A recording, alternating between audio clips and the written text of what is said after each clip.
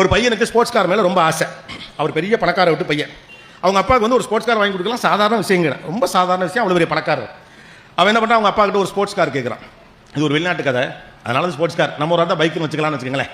ஒரு sports car கேட்குறது. அப்போ அவர் சொல்கிறாரு, நீ இந்த டிகிரியை நல்லபடியாக படித்து முடிச்சுட்டு என்னைக்கு அந்த பட்டத்தை வாங்கி கொண்டு வருகிறாயோ அன்றைக்கு உனக்கு ஸ்போர்ட்ஸ் கார், இது என் உறுதி அப்படின்னு சொல்கிறார். பையனுக்கு நம்பிக்கை வந்துருச்சு.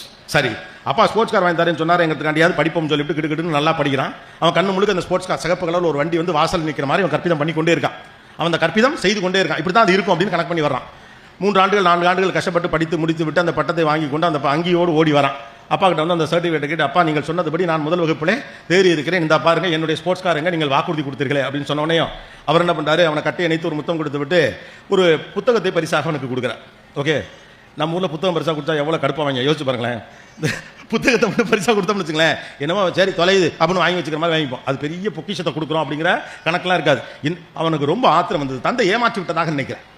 என்னடா இவ்வளோ தூரம் கடைசி அவர் சொன்னபடி உழைத்தோம், நம்ம அவர் சொன்னபடியே செஞ்சு முடிச்சுட்டோம். ஆனால் இருந்தாலும் இவ்வளோ பெரிய பணக்காரன் ஒரு ஸ்போர்ட்ஸ் காரங்க அன்றைக்கி ஒரு நாள் செலவு இருக்குது, அதை வாங்கி கொடுக்காம என்ன ஏமாத்திட்டானே அப்படின்னு சொல்லிட்டு கோபமாக அந்த புத்தகத்தை அந்த இடத்துல வைத்து விட்டு வீட்டை விட்டு கிளம்பி போகிறான்.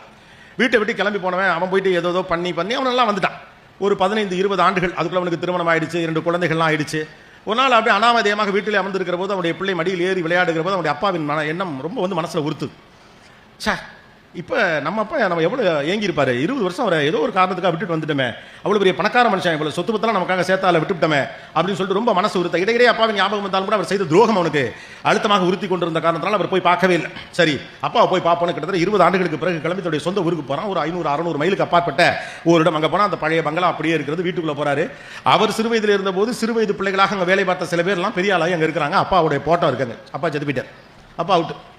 ரொம்ப வருத்தமாக இருக்கு. சை, இந்த மனுஷனை விட்டுட்டோமே, ஏதோ ஒன்று ஸ்போர்ட்ஸ் கார் கிடைக்கல திட்டிருக்கலாம், இல்லாட்டி ஒரு வெயிட் பண்ணிக்கலாம், நீங்கள் வாங்கி தாப்பா தந்தாலும் சண்டை கண்டா போட்டுருக்கலாம், இல்லை அழுதுகிட்டு 2 நாள் கோச்சிட்டு வீட்டை விட்டு வெளியில் விட்டு 2 நாள் கழிச்சு திரும்ப வந்துருக்கலாம். இது என்ன மூர்க்கத்தனமான கோபம். ஒரு தந்தை இழந்து விட்டோமே, இந்த மனுஷன் நம்மளை எவ்வளோ தேடி இருப்பார். ரொம்ப வருத்தத்தோடு தந்தையின் படத்தில் பக்கத்தில் நின்று மனம் எதுவும் அப்படி பார்த்துட்டு இருக்க பக்கத்தில் அவர் கொடுத்த அந்த புத்தகம், அவன் கோபம் வச்சுட்டு போன புத்தகம் அங்கே இருக்கு. அந்த புத்தகத்தை எடுத்து அப்படியே புரட்டிக்கிட்டே தந்தை நினைவுகளோடு பார்த்துக்கிட்டே இருக்கான். அப்படியே புரட்டுறான். அப்படியே புத்தகத்தை வரப்ப கடைசி பக்கத்தில் பார்த்தா அவர் அந்த ஸ்போர்ட்ஸ் கார் வாங்கினதுடைய பில்லு அதில் இருக்கு. அந்த ஆளு நேரம் அதை கொடுத்து போடா போய் கார் எடுத்துட்டு வரான்னு சொல்லாம அது ஒரு புத்தகத்துக்குள்ள வச்சு கொடுத்துருக்காரு. இந்த முட்டா பையன் அவசரம் கொடுக்க கோவத்தில் போட்டே புத்தகத்தை தூக்கி வீசிட்டு போயிட்டான். ஆனா கடைசி பக்கத்திலே உனக்கு வேண்டியது இருக்கிறது என்றவர் சொல்லுவதற்கு முன்னாக ஓடி போகிறவன் தன்னைத்தானே அதிகமாக கேள்வி கேட்டுக்கொண்டு முடிவுகளுக்கு வருகிறான். இதெல்லாம் எதனால் நடக்குது? முன்னெடுக்கப்பட்ட முடிவுகள். தந்தை ஏமாற்றி விட்டார். கொஞ்சம் பொறுமையாக இருந்தால் நமக்கு தேவையானது ஆட்டோமேட்டிக்காக கிடைச்சிடும். 2வது முக்கியமான விஷயம், கடவுள் நீங்கள் கேட்பதை உங்களுக்கு பிடித்த வடிவத்தில் கொடுப்பார் என்ற அவசியம் இல்லை. அது வேறொரு வடிவத்தில் உங்களுக்கு கொடுக்கப்படும். அதான் நான் சொன்னேன், நீங்கள் தேடுகிற மாதிரியே அது உங்களுக்கு இருக்கணுங்கிற அவசியம் இல்லை.